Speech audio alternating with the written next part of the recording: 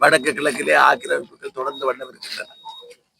இந்த கட்சி அந்த கட்சி என்ற 1000 பகுதி யாரைகளை அமைப்போம் என்று ஐக்கிய தேசிய கட்சி தன்னுடைய உள்ளூராட்சி மன்ற தேர்தல் அறிக்கையிலே கூறியது போல குச்சவெளி பிரதேசத்திலே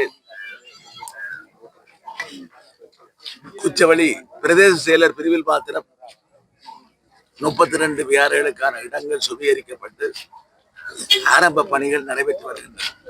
இதையெல்லாம் திட்டமிட்ட சிங்கள பௌத்த ஆக்கிரமிப்பு தவிர வேறு எதுவும் அல்ல. ஒரு மதத்தலத்தை அகற்ற முடியாது என்ற அல்ல, ஒரு வீதி அகழிப்புக்காக நாங்கள் சில மதத்தலங்களை அகற்ற வேண்டி வருகின்றது.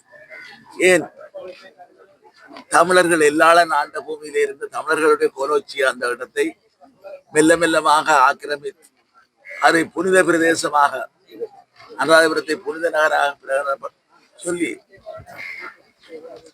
அந்த கதிரேசன் கோயிலை, அதே போல விவேகானந்தா மகாவித்தியாலயத்தை போன்றவற்றையெல்லாம் இடம் மாற்றி தமிழர்களை கொண்டு வந்து புனித பிரதேசத்துக்கு வெளியிலே, புனித நகருக்கு வெளியிலே கொண்டு வந்து போட்டவர்களுக்கு இது ஒன்றும் பெரிய விடயம் அல்ல.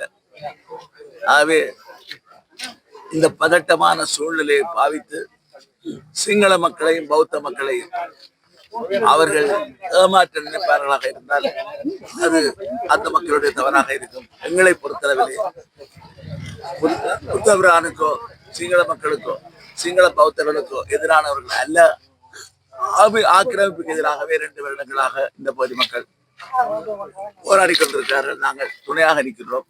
அதை விடுத்து பேச்சுவார்த்தை என்றால் பேச்சுவார்த்தை என்று 75 வருடங்களாக மாற்றியது போதும். தீர்மானத்தை மாவட்ட அபிவிருத்தி குழு கூட்டத்திலே கூட தீர்வு எடுக்க முடியும். அதை விடுத்து ஏமாற்று வித்தைகளுக்கு இடமில்லாமல் அடுத்த போயாதினத்துக்கு நாங்கள் இங்கே போராட வேண்டிய தேவையில்லாதவாறு இதை தீர்க்க இந்த தேசிய மக்கள் சக்தி முன்வருமா, இல்லை எல்லோரையும் போல இவர்களும் தொடர்ந்து ஏமாற்றப் போகிறார்கள் என்பதை பொறுத்து தான் பார்க்கிறோம். நன்றி.